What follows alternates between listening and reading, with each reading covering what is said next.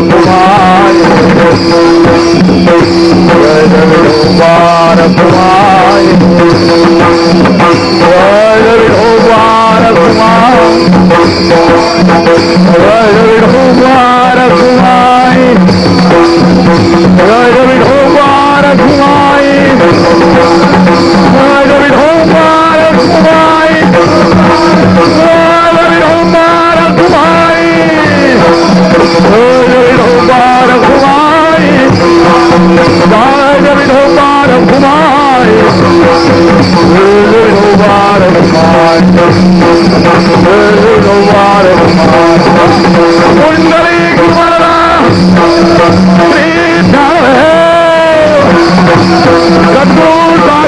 महाराज की भगवान रामेश्वर की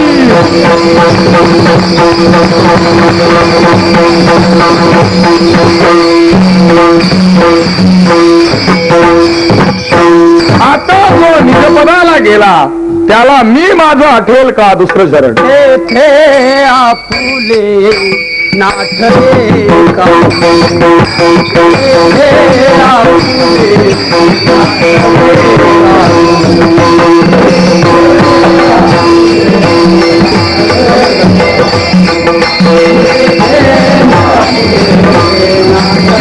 पुढे काही ना करे तेथे आपुले काही नाठले तेथे आपुले नाठले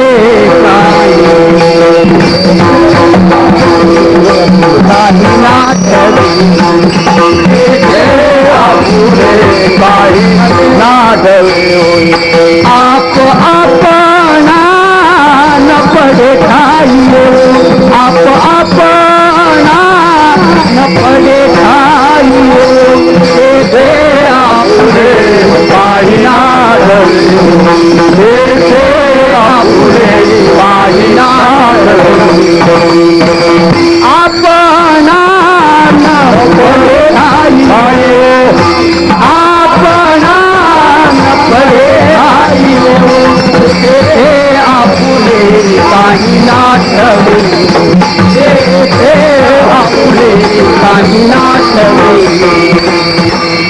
तो निजपदाला गेला मोक्षू त्याला आता त्या निजपदावर तेथे आपुले काही ना ठरे हो आपणा न पडे ठाई हो त्याला आपुले म्हणजे मी माझं अजिबात आठवत नाही आणि पुढं नाही अहम ब्रह्मास्माकारक वृत्ती सुद्धा तिथं शिल्लक राहिली नाही तिथं स्वतःची तरी आठवण कशी राहील तुझा सरळ अर्थ आहे तो मुमुक्षु निजपदाला निरीक्षित गेलाय आणि पाहे तो तन्मय निजपदाला गेला निरीक्षित गेला तर तन्मय होतो गुरुजी म्हणायचे इतर पदामध्ये तन्मयता नाही आणि निजपदामध्ये भिन्नता नाही हे म्हणायचे मनुष्य घोड्याच्या ज्ञानात घोडा होतो का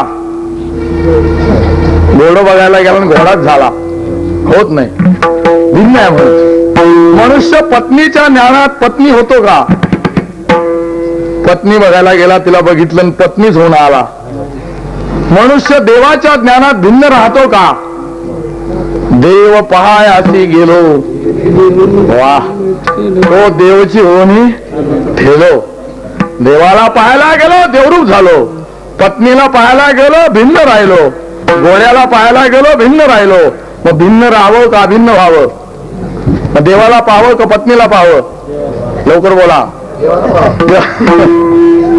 देव पाहावं उंच ठाई उभे राहावं ही उंच पद आहे बर का गुरुजी पुढे म्हणायची घट वृत्ती काय आहे पण जड आहे वंद्या पुत्र निर्वृत्ती काय आहे पण असत आहे ब्रह्म निर्वृत्ती काय आहे पण सच्चित आनंद एक व्यापक स्वयंप्रकाशक अवस्था रहित सूची आणि नित्य आहे अशा नित्य सच्चिदानंद अद्वय पदाला तो गेलाय त्याला आपलं काही आठवेल का दुसरा आठवणा हा बंद आहे द्वे पदे बंद मोक्षाय ममेती न ममेतीच ममेती बद्धते जंतुर न ममेती प्रमुच्छते दोन पद आहेत याच्या सुद्धा एक मम आहे आणि एक अहम आहे ही दोन्ही पद मम आणि माझं जर काढलं आणि माझं कोणी नाही, मी कुणाचा नाही असं जर म्हटलं तर तो मुक्त होतो. म्हणून माणसानं मी आणि माझं काढावं. अहमिती प्रथमाध्यासे जीवासी जीवित्वा भासे, तो जे जे तत्वी प्रवेशे ते न्यायसे म्हणत की. पहिला अहम अध्यास आहे, हा कारण अध्यास, आणि मम अध्यास हा कार्य अध्यास आहे. दोन्ही अध्यास जावेत, माझे राहू नये आणि मी राहू नये. माणसाला बंद करणार हे मम आणि अहम पद आहे. रेल्वे मधून प्रवास चालला होता, एक गोष्ट सांगून पुढे जातो. रेल्वेमध्ये फर्स्ट क्लास मध्ये काही मंडळी प्रवास करत होती. त्याच्यामध्ये एक तरुण मुलगी चढली, तिच्या हातात पेटी होती, आता सुटकेस म्हणायची सुटकेस होती. ती फर्स्ट क्लास मध्ये जाऊन बसली. 2-4 माणसं होती त्या आतल्या कंपार्ट मध्ये. ते आपलं ते एक बॅग वगैरे उघडली आणि पैसे मोजायला लागली. 100च्या नोटा, त्यावेळी 1000चे होते, ते मोजायला लागल्या. भराभर असतील 2-4, पण मोजायला लागली. मोजायला लागल्यानंतर त्या लोकांनी 2-4 लोकांनी पाहिले, तिला ते दाखवायचंच होतं. तिने आपली पेटी बंद केली, ठेवून दिली वर आणि बसली. पुढचं स्टेशन आलं, मुंबईला निघाली होती गाडी. काय झालं असतील 4-5 तास. सांगितलं मी येते जरा पाणी पिऊन, जरा लक्ष ठेवा. ठेवतो म्हणले. ती मुलगी पाणी आणायला जरा लांब नळावर गेली. तोपर्यंत गाडी सुटली, गाडी निघून गेली. हिला गाडीत चढायचंच नव्हतं. हो, आणि विचार केला आता ही मुलगी आली नाही, कधी येईल, काय होईल, काय होईल, का असेल या पिटीत. तो नाही 100च्या नव्हत्या, 1000च्या पाहिल्या होत्या, 500च्या म्हणा. आता आपण बघूया, नाही आली तर मुंबई आली. VT स्टेशन त्यावेळी होतं, तरी ती आली नाही. मग ती 2 जण होते, त्यानं पाहिलं होतं. तो म्हणायला लागला माझी आहे, तो म्हणायला माझी आहे. दोघांचं भांडण झालं. तिथं पोलीस असतात, त्या पोलिसांना दोघांनाही पकडलं, नेलं त्या कॅबिन मध्ये. चला कोणाची आहे, तो म्हणला साहेब माझी आहे. कोणाची आहे? माझी आहे. 2 पदे बंद मोक्षाय ममेती नममेती. माझी म्हणला ना, चावी काढ. तो म्हणला हरवली. तू चावी काढ. हरवली. त्यानं काय काढला, हातोडान फोडली पेटी. नाही ना, मग मी बघतो म्हणले काय. फोडल्याबरोबर आत मेलेलं पोरग निघालं. एक 8-10 दिवसाचं असेल. ते पोरग मेलेलं काढलं, दाखवलं. कोणाचं?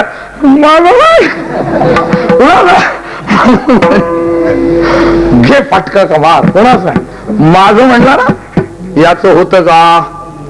मग यानं माझं म्हणणं नाही का? प्रियाचे ओझे आपुले माथा घेईजे, तरी कान दाटीजे धनुर्धरा. पंढरपूरला मी चंद्रभागेला स्नानाला चाललो होतो. स्नानाला चाललो असताना त्या म्हशी आल्या आडव्या. त्या म्हशी खूप आहे, एवढी मोठी शिंग आहे. माणसानं म्हशीला चुकवणं आणि पुण्यामधल्या बायला चुकवणं तर गाडी चालवून दाखवणं. तुम्ही नाही बरं का, तुम्ही चांगलं म्हणजे गुरुदेव आराम म्हणत असते, वाटतच नाही. आणि त्याच्यात तुळशीबाग मध्ये गाडी चालवायची आणि मुंबईला भेंडी बाजार.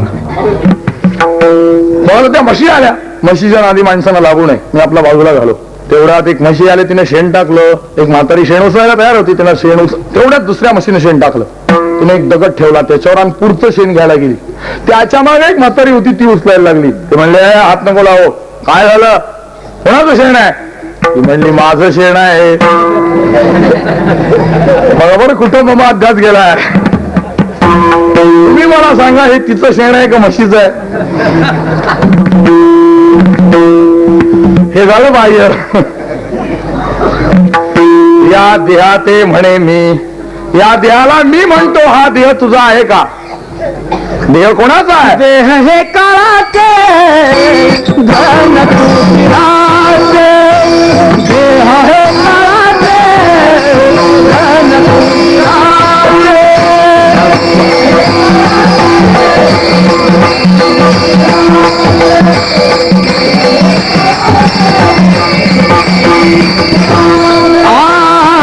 हे काळाचे धन तुझ्याचे. देह हे काळाचे धन तुझ्याचे.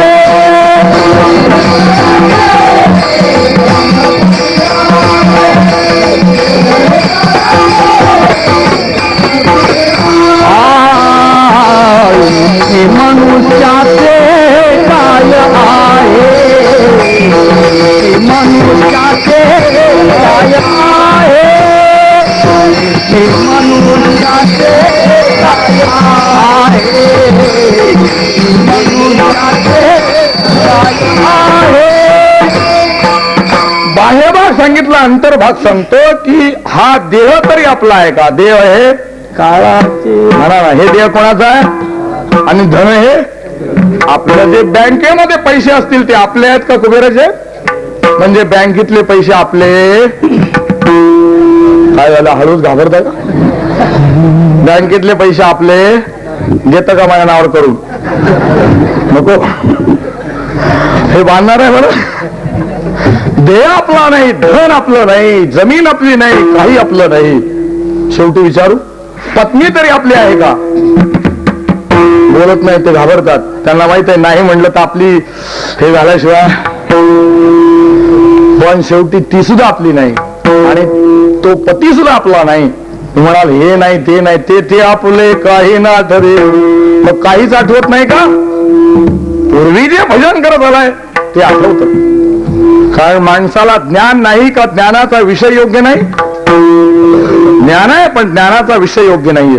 गुरुजी म्हणायची ज्याच्या ज्ञानाचा विषय पंच विषय तो पामर, ज्याच्या ज्ञानाचा विषय स्वर्ग तो विषयी, ज्याच्या ज्ञानाचा विषय देव तो भक्त, ज्याच्या ज्ञानाचा विषय गुरु तो मुमुक्षु आणि विषय विवर्जित तो शुद्ध जीवनमुक्त. यालाच म्हणायचं निजपद. आता त्याला काही आठवत नाही का? त्याला आठवतं ना, तो भजन केल्याशिवाय देवाचं राहत नाही. तो म्हणत असतो देव माझा मी देवाचा. शेवटी भजन करताना तो म्हणत असतो देव माझा आणि मी देवाचा. आणि शेवटी ध्यान ठेवा, जो आपल्या बरोबर मेल्यानंतर येतो तो आपला. मेल्यानंतर आपल्या बरोबर कोण असतं? देव असतो बरं. एक ब्रह्मरूप झाल्यानंतर तोच असतो, पण ही अलीकडची अवस्था आहे. पण देव असतो मागे पुढे उभा. मग जर आपण देवाला माझा म्हटलं तर देव सांभाळतो आणि माझा नाही म्हटलं तर संकट घातल्याशिवाय. म्हणा बरं, आता मी तुम्हाला विचारणार आहे देव कोणाचा आहे? जो म्हणेल माझा त्याला देव सहाय्य करून बरोबर घरी नेऊन सोडील. आणि जो बोलणार नाही, गाडीची टक्करच झाली त्याच्यातलं. आता जे म्हणतील देव माझा आहे त्यांना देव सुखरूप घरी पोहोचील. आणि जे काहीच बोलणार नाही त्यांना काहीतरी नाही करणार नाही. पण म्हणा मी विचारणार सगळं देव कोणाचा विचारलं ना तर म्हणा माझा जोरात आवाज गेला पाहिजे तिकडे मंदिरात. देव कोणाचा आहे आणि मी कोणाचा आहे? अजून एकदा, देव कोणाचा आहे आणि मी कोणाचा आहे? शाबास. पुरुष मंडळी, तुम्ही आता घरी गेल्यानंतर पत्नी तुम्हाला विचारेल तुम्ही कोणाचे? काय उत्तर द्या?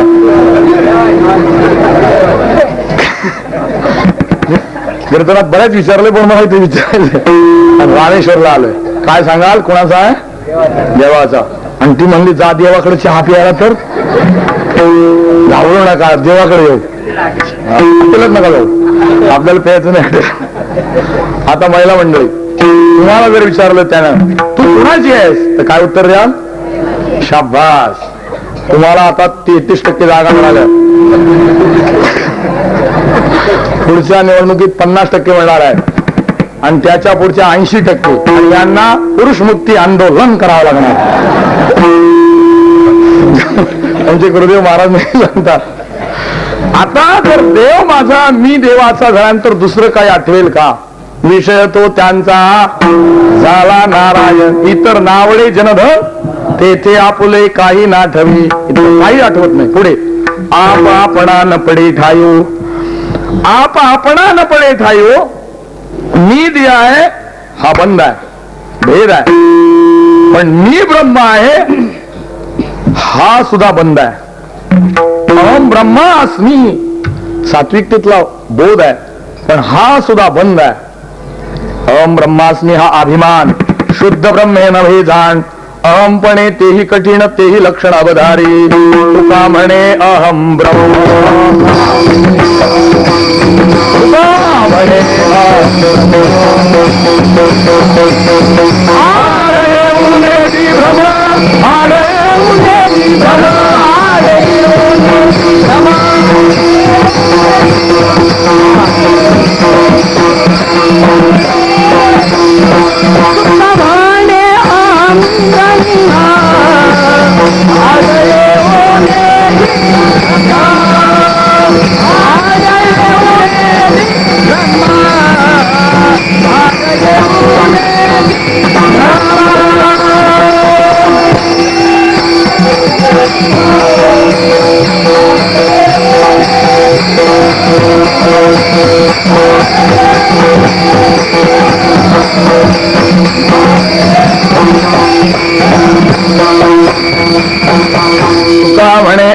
ब्रह्म आड येऊन भ्रम. अहम ब्रह्म हा सुद्धा भ्रम आहे. सांगू, मी देह आहे हे पहिलं अज्ञान, मला काही कळत नाही हे दुसरं अज्ञान, मी ब्रह्म आहे हे तिसरं अज्ञान. का? ब्रह्म हा ज्ञानाचा विषय नाही, ज्ञानरूप आहे. ब्रह्म हा अनुभवाचा विषय नाही, अनुभव रूप आहे. ब्रह्म शून्य नाही, शून्याचेही प्रकाश. म्हणून त्याला अहम ब्रह्मास नित्याकारक वृत्ती सुद्धा राहत नाही. एकदा काय झालं, एक गाडीवान चालला होता नदीच्या कडेने. एक मुमुक्षू नदीच्या कडेला संध्याकाळी ध्यान करत बसला होता आणि तो म्हणत होता, अहम ब्रह्मास्मी, अहम ब्रह्मास्मी, अहम ब्रह्मास्मी. तो गाडीवान चाललेला होता, तोही जवळजवळ बोळ्यावर गेलेला होता. थोडं अपरोक्ष ज्ञान होतं पण दृढ झालं नव्हतं. तोही ध्यान करायचा, पण त्याच्याही ध्यानात आलं होतं की शेवटी अहम ब्रह्मास्माकारक वृत्ती सुद्धा विलीन झाली पाहिजे. तो आपला संसार करत होता, गाडी घेऊन चालला होता, असोनी संसारी असा होता.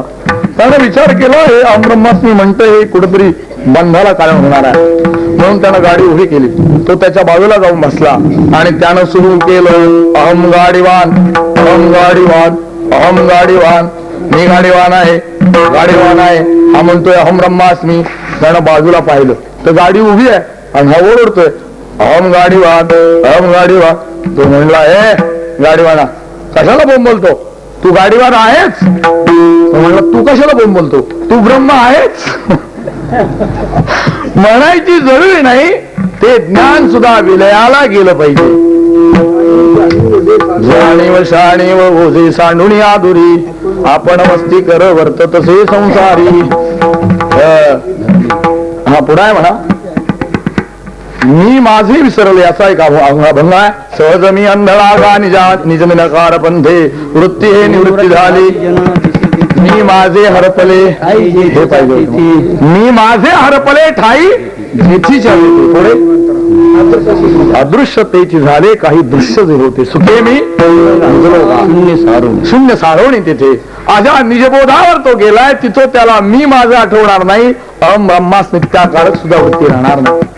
मी देह आहे हा भेद भ्रम, अहम ब्रह्मास्मी हा अभेद भ्रम आणि पूर्वमीमांसकाचा भेदाभेद भ्रम. भेद भ्रम नैयायिकांचा आहे, अभेद भ्रम सांख्यांचा आहे, भेदाभेद भ्रम पूर्वमीमांसकाचा आहे. वारकरी संप्रदायामध्ये भेदवाद नाही, वारकरी संप्रदायामध्ये अभेदवाद नाही, वारकरी संप्रदायामध्ये भेदाभेदवाद नाही. वारकरी संप्रदायामध्ये कल्पित भेद आणि वास्तव अभेद, अशा कल्पित भेद आणि वास्तव अभेद रूप झालेला जो मुमुक्षु, तेथे आपुले काही ना ठरेवो, आप आपणा न पडे ठायो. अहो, मी माझंच त्याला आठवत नाही, तर मी आठवत नाही, मी माझंही आठवत नाही काही. तेथे हे बघा काय म्हणतात, भेदाभेद भ्रम अमंगळ. भेद अमंगळ आहे पण अभेद अमंगळ आहे का? त्याचं चिंतन आहे. गुरुदेव महाराज सांगतात, पुन्हा कधीतरी सांगू. पण भेदही आणि अभेदही अमंगळ आहे. भेदाची प्रमा असावी का अभेदाचा असावी भाग आहे.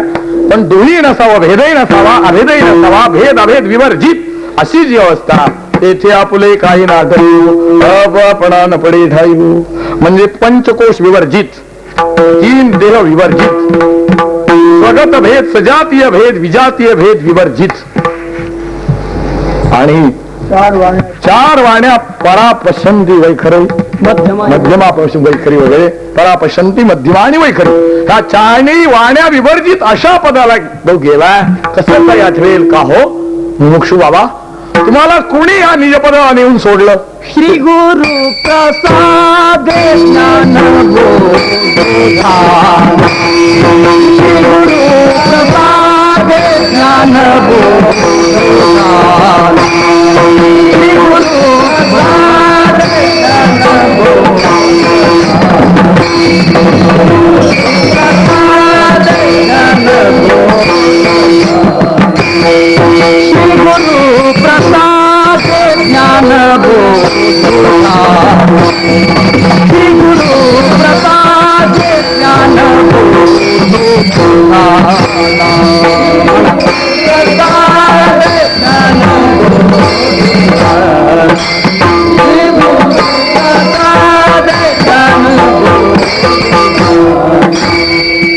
नव्हे ते ठाऊ पडिले ओ माये नव्हे ते ठाऊ पडिले ओ माये तेथे आपण काही नाही तेथे आपण काही नाही तेथे आपण काही नाही नवे ठाऊ पडिले ओ माये नवे ठाऊ पडिले ओ माये तेथे आपण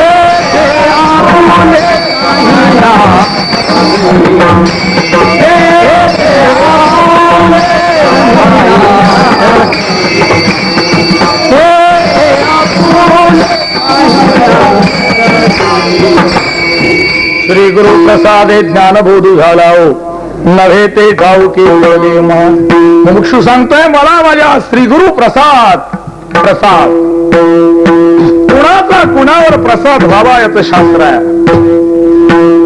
पतीचा प्रसाद पत्नीवर व्हावा बरोबर देवाचा प्रसाद भक्तावर व्हावा आणि श्री गुरूंचा प्रसाद मुमुक्षूवर व्हावा पण ध्यानात ठेवा जरी पतीचा प्रसाद पत्नीवर झाला देवाचा प्रसाद भक्तावर झाला तरी तो मुक्त होणार नाही त्या इतर पदामध्ये सेवा करण्यामध्ये मुक्तता नाही आणि श्रीगुरूंचा जर प्रसाद झाला तर भिन्नता राहत नाही कारण सद्गुरू वाचून कोणी चालणारा नाही गुरु वाचून सारी तार सारी तार सद्गुरु वाचून सारी तार सारी तार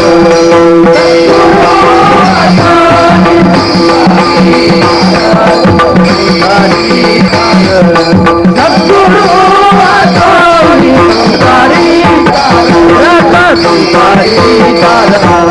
सद्गुरु सद्गुरु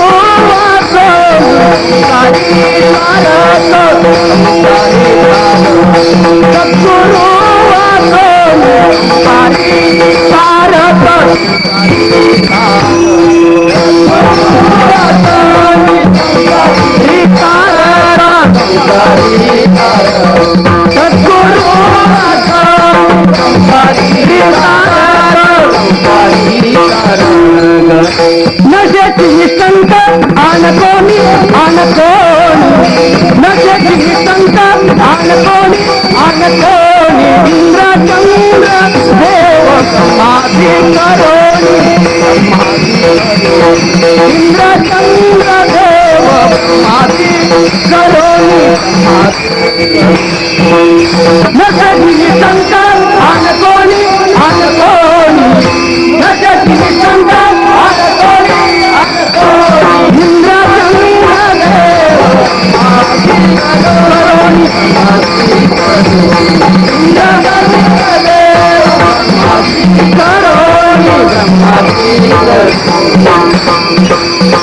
श्री गुरूंचा प्रसाद घेतल्याशिवाय मनुष्य जीवनमुक्त होत नाही सद्गुरु वाचोणी संसारी तारक नसेची निष्कंक आन कोणी श्री गुरु शिवाय आपला उद्धार मंडळी कोणी करणार माणसानं गुरु करावा का पत्नी करावी गुरु करावा. गुरु करू नये का पत्नी करू नये? आणि पत्नी केल्याशिवाय बर का. आमची परमगुरु रंगनाथ महाराज म्हणायचे, चिंतेत पडायचं असेल तर पत्नी बरोबर लग्न करा, सद्गतीला जायचं असेल तर देवाबरोबर लग्न करा, आणि निज पदाला जायचं असेल तर गुरु बरोबर लग्न करा. आपल्याला कोणाबरोबर करायचं सांगा? किती गोड बोलला, गुरु बरोबर करायचं.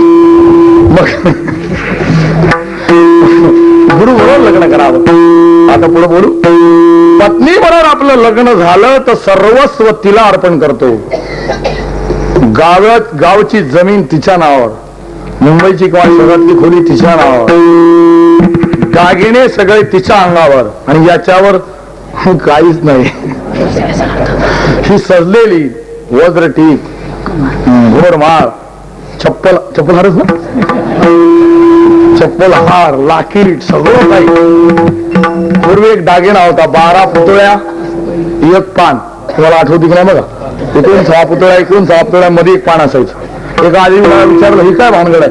म्हणले, बाबा हा 12 वेळा पळून गेला पण ह्या पानाने नाहीच सोडला. एवढे दागिने सजवतो तिला, म्हणजे सर्वस्व तिला अर्पण करतो. घरातले नोकर हिच्या हातामध्ये, चाव्या हिच्या हातामध्ये, जमीन हिच्या हातामध्ये, नवे हा बरोबर.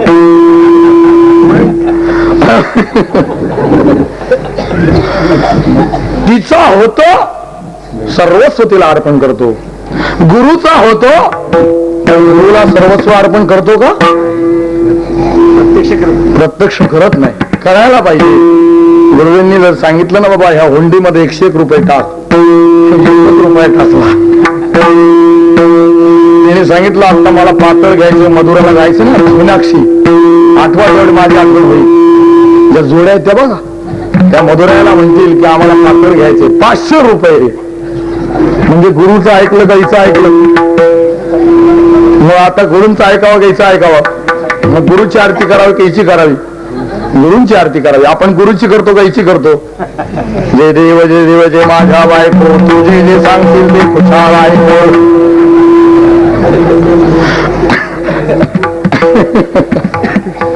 बघा, म्हणजे आता पुढे विचार, गुरु केला पाहिजे.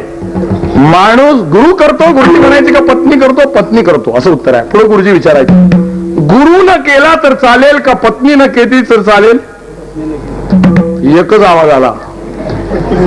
बाकीच्यांचं चालायचं, गुरुच्या पदाला तुम्हाला म्हणजे करू नये असं नाही, पण गुरूंच्या आज्ञेत वागावं. जसं पत्नीच्या आज्ञेत वागतो किंवा पत्नी त्याच्या आज्ञेत वागते, तसं श्री गुरूंच्या आज्ञेमध्ये वागावं. गुरु करावा, पत्नी नाही केली तरी चालेल. रामदास स्वामी, माऊली ज्ञानेश्वर महाराज, निवृत्तीनाथ, सोपान काका, मुक्ताबाई, मीराबाई सोडून द्या. तर आदींनी आपला व्यवहार केला नाही, संसार केला नाही, पण ते निज पदाला गेल्याशिवाय राहिले नाही.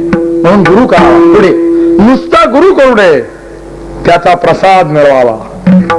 आपण मंडळी गुरु करतोय, पण आपल्याला का उन्नती होत नाही? प्रसाद मिळत नाही. आज कितीतरी कीर्तनकार आहेत यशस्वी झालेले नाहीत, बाबांना माहित आहेत. आणि काही कीर्तनकार यशस्वी का झाले? श्री गुरूंचा प्रसाद. श्री गुरु प्रसाद कधी देतात? त्यांच्या आज्ञेत वागलं तर.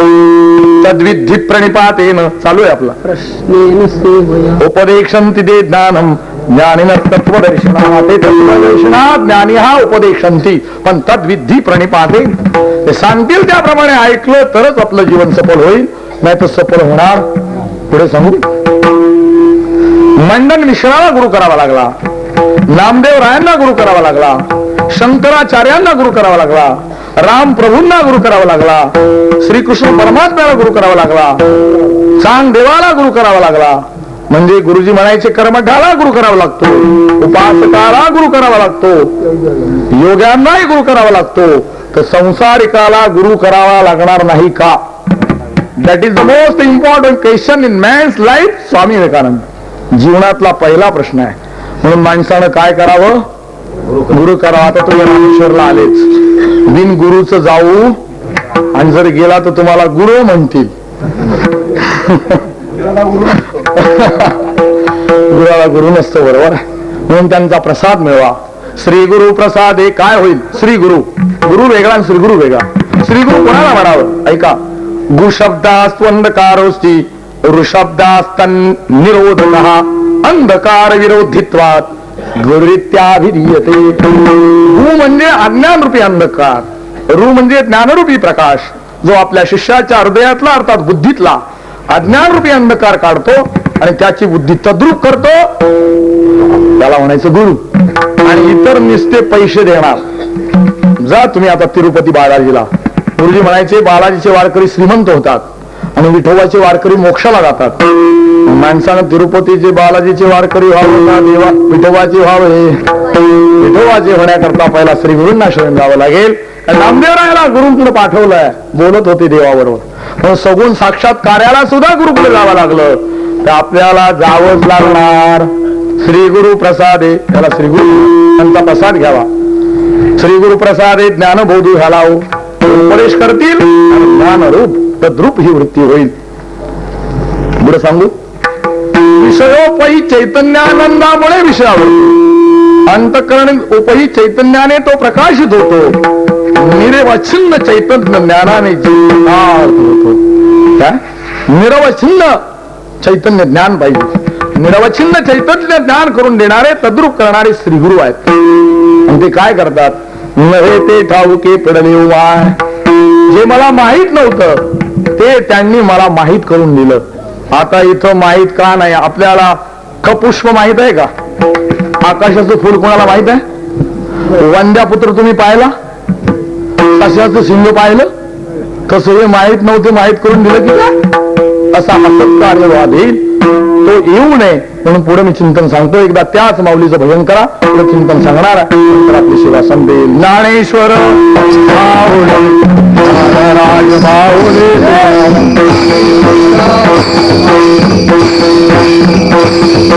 ज्ञानेश्वर माऊली राज माऊली माऊली ज्ञानेश्वर माऊली राज माऊली माऊली ज्ञानेश्वर माऊली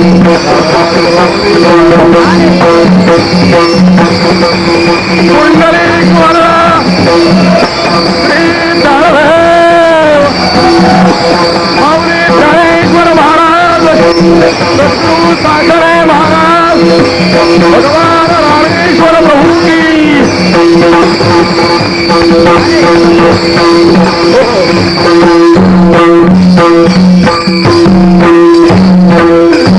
ते ठाऊके पडले हो माय. आता जे माहीत नव्हतं ते फक्त माहीत करून दिलं. यालाच म्हणतात प्राप्ताची प्राप्ती आणि नित्य निवृत्तीची निवृत्ती. आपल्या स्वरूपाच्या ठिकाणी दुःख अजिबात नाही, पण आपल्याला दुःख वाटतं की नाही? दुःखी आहे कोणाला विचारा. महाराज म्हणत असत तुम्ही कुणाला तरी भेटा, त्याला सांगा तू ज्ञानी आहे, तो म्हणतो हो ज्ञानी आहे, पण त्याला म्हणा तुझ्यासारखा आनंदी कोणी नाही, तो म्हणतो तुला काय बोल झाला का?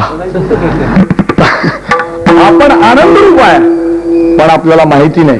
ही माहिती कोणी करून दिली? श्री गुरूंनी करून दिली की बाबा तुम्ही आनंदी आहात. आनंद शोधण्याकरता इकडं तिकडं जायचं कारण नाही. मला शास्त्रकाराने उदाहरण दिलं. स्वकंठे स्थितम वस्तू यथा न प्राप्यते भ्रमार भ्रमांते प्राप्यते तद्वत आत्मैपी गुरुरात्मतः. स्वतःच्या गळामध्ये कंठामध्ये नथ आहे, पण कळत नाही.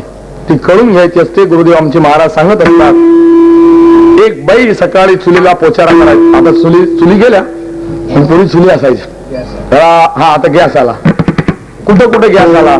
नाकात गॅस, पोटात गॅस, स्वयंपाकाला गॅस. पोटा झाला तर गॅसवर बसलोय.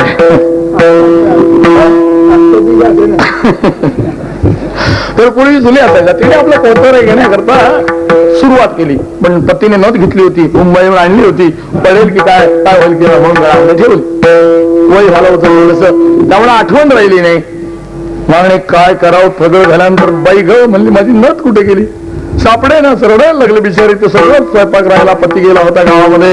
आल्यानंतर काय सांगणार, मुंबईत एवढी आणली, आता काय करा म्हणून रडत बसली.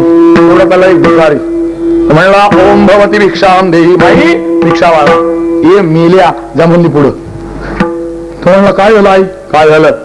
तिला कोणी रागवायला मिळालं नव्हतं. मग आता जो पुढे सापडेल तो जा मेल्या म्हणली पुढं. अक्कल नाही का, काय झालं आई, काय झालं. सकाळपासून माझी न चालवली मी शोधते. त्याने पाहिली तर गळ्यात होती. हो फक्त हिला कळही नव्हती.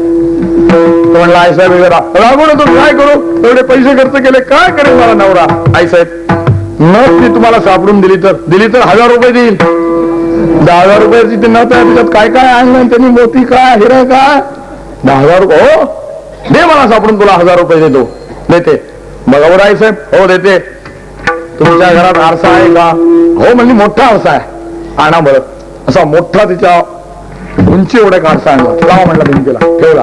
आई साहेब तुमच्या डोक्याच्या केसापासून पायाच्या नखा, डोक्याच्या शेंडीपासून नाही बरं का, डोक्याच्या केसापासून पायाच्या नखापर्यंत निरीक्षण करावं. ती आपली डोक्याकडे पाहू लागली, डोळ्याकडे पाहू लागली, इकडे पाहू, अगं बाई सापडली.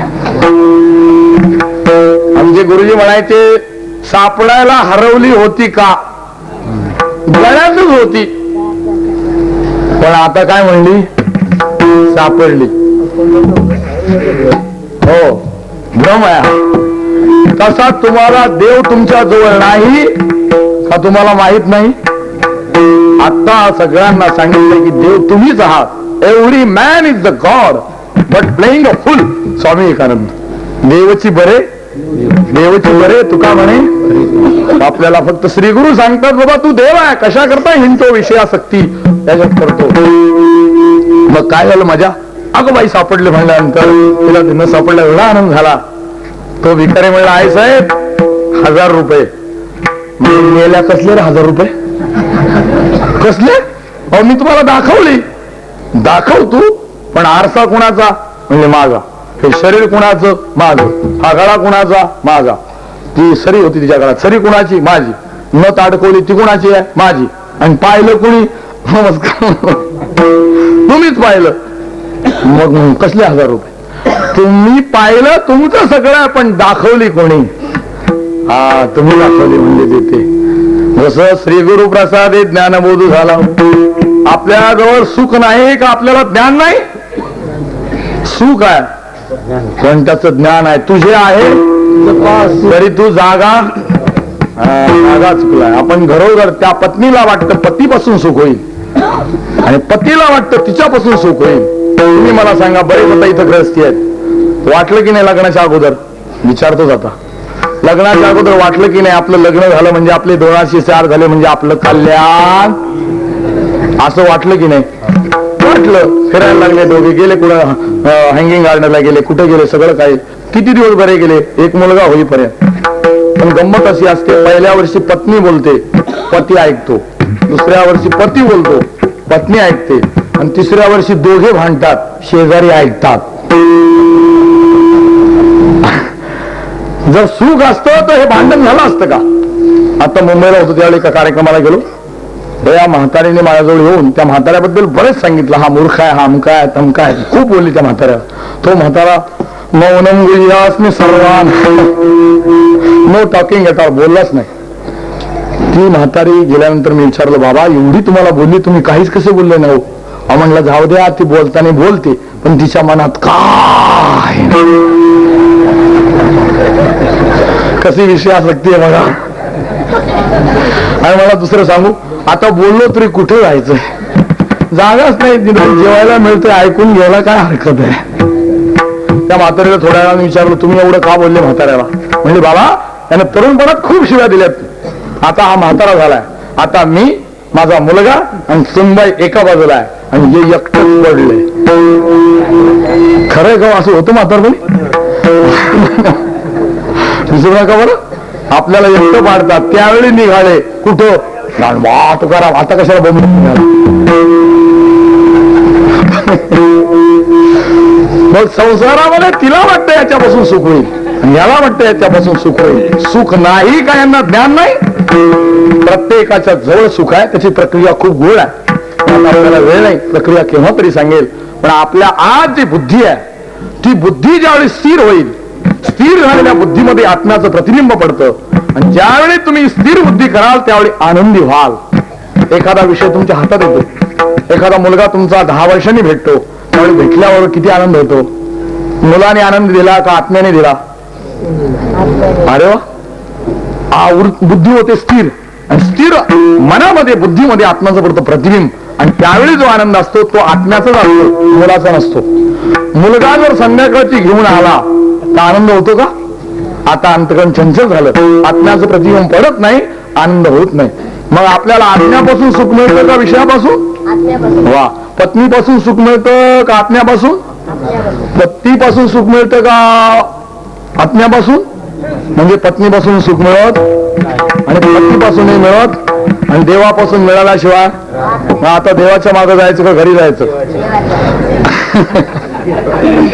कुणी तुम्हाला हे ज्ञान दिलं?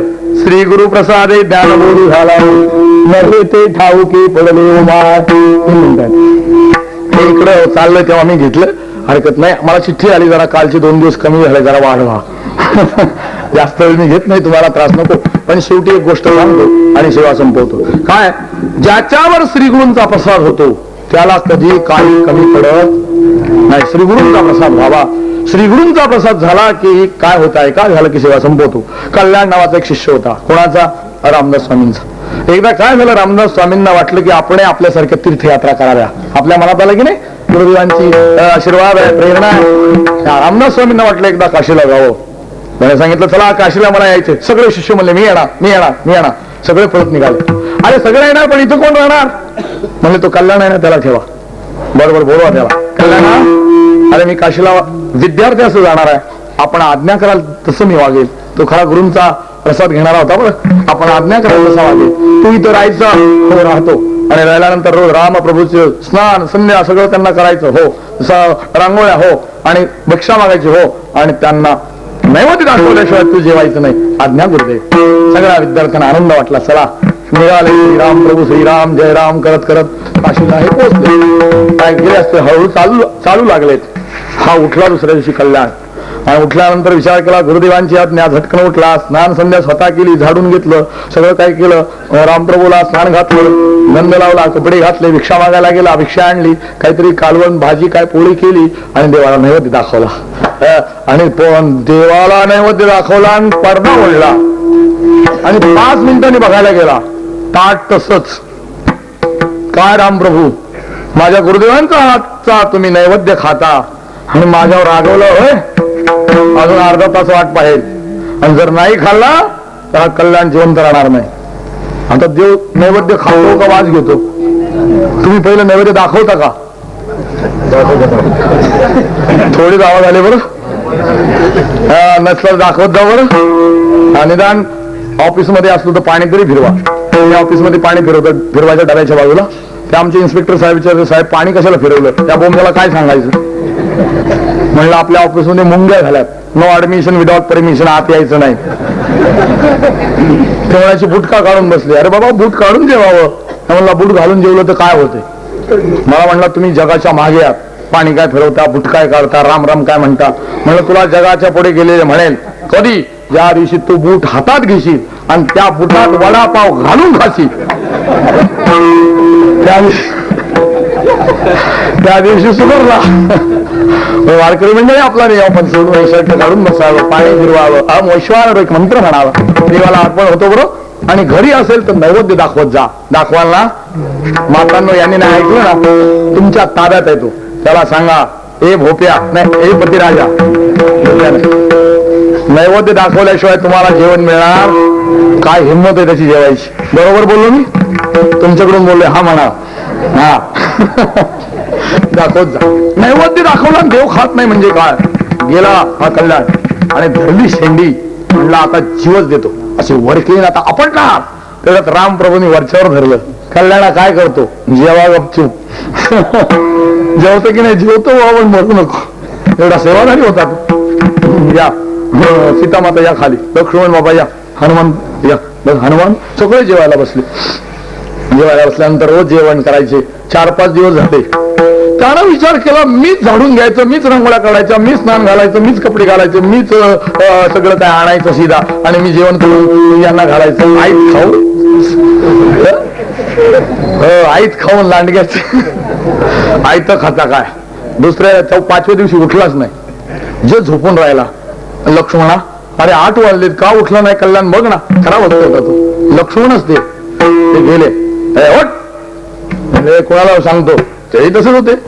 तुला उठायला सांगितलं रामप्रमाणे, जा म्हणला मी उठत नाही. अरे लक्ष्मणला राग आला होता, पण देवाचा सेवक म्हणला हे आपलं काम नाही. प्रभू तो ऐकत नाही, उठत नाही, आपणच जा. रामप्रभू आले. अरे कल्याणा उठ. उठून बसला. काय झालं काय झालं. रोज मी उठायचं, आयतं जेवण तुम्हाला द्यायचं, सगळे आयते खाता, काय लावलंय का.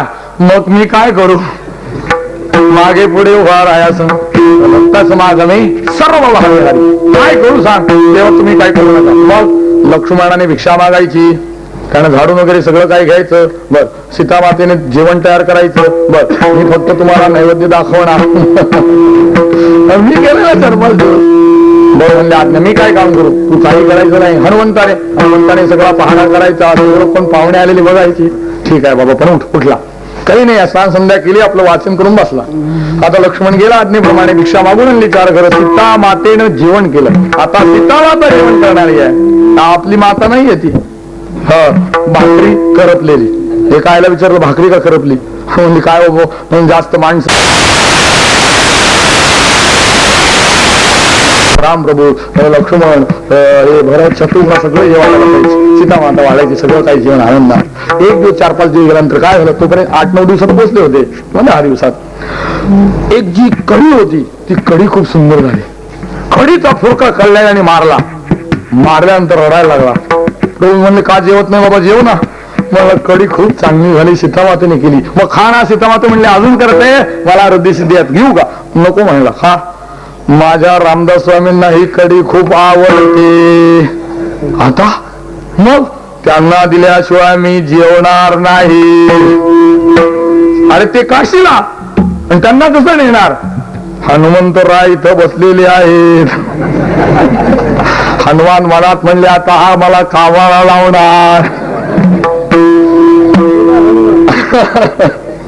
श्रीगुरूंचा प्रसाद बघा किती आहे त्याच्यावर. राम म्हणले हनुमंता आज्ञा करू देवा, याला घेऊन जा, खांद्यावर घेऊन जा, कढीची वाटी बरोबर धरतो म्हणला. आणि परत रामदास स्वामींना कढी द्यायची, परत यायचं. हो आत्ता करतो देवा. हा बसला खांद्यावर. हनुमंता जास्त उंच उडी मारायची नाही, जर काय सांडली तर परत माग. म्हणलं मलाही कामाला लावलं श्री गुरु प्रसाद. ठीक आहे म्हटलं, आता खूप उडी मारली, वाटी अजिबात हलू दिली नाही. याचं चाललंय रामदास स्वामी राम राम राम असं करत निघाला आणि उतरले आपल्या गंगेच्या किनाऱ्याला. रामदास स्वामी स्नान करून ध्यान करत होते. शिष्य परिवार बसला होता. हनुमंत एका झाडाखाली उतरले. सांगितलं कल्याणा ते बघ रामदास स्वामी, तिथं जा, त्यांना हे कडी दे आणि मी तुला खांद्यावर आणलं एवढं सांगू नको, कारण रामदास स्वामींना वाईट वाटेल मला कामाला लावले म्हणून. फक्त आणली एवढं सांग, बोलायचं नाही. आणि जर काय सांगितलं तर थोडं दिन म्हणजे हो म्हणलं नाही सांगत, बोलायचं नाही बोलणार. जा लवकर. गुरुदेव पाहिला, एवढा आनंद झाला, पळतच गेला. वाटी बाजूला ठेवली, साष्टांग नमस्कार घातला. श्री संतांची माता डोळे उघडले, पाहतात तर कल्याणा अरे 10 दिवस झाले तू इथं कसा. म्हणले गुरुदेवा कढी खूप तुम्हाला आवडती, ती केली आणि तुम्हाला आवडली म्हणून घेऊन आलोय. कधी केली. आता 5 मिनिटापूर्वी. हा मग तू कुणी आणलं तुला. आता सांगितलं तर फटकाच बसेल.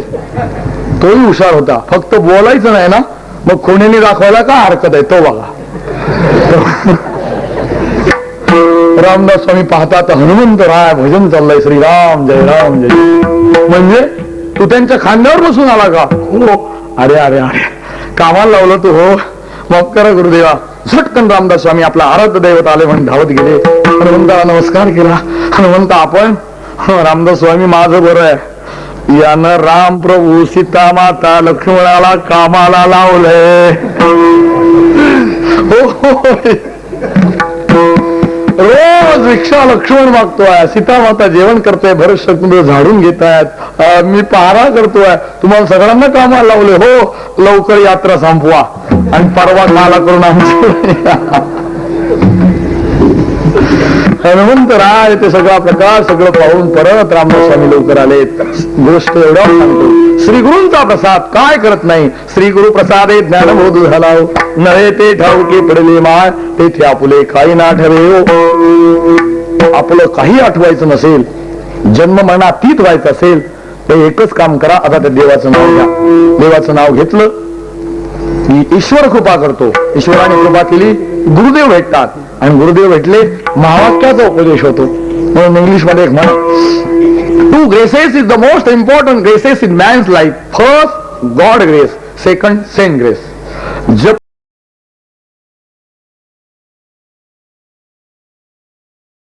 गुरुदेव तुमच्या माथ्यावर हात ठेवतील, हात ठेवीला मस्तकी प्रसाद देवणी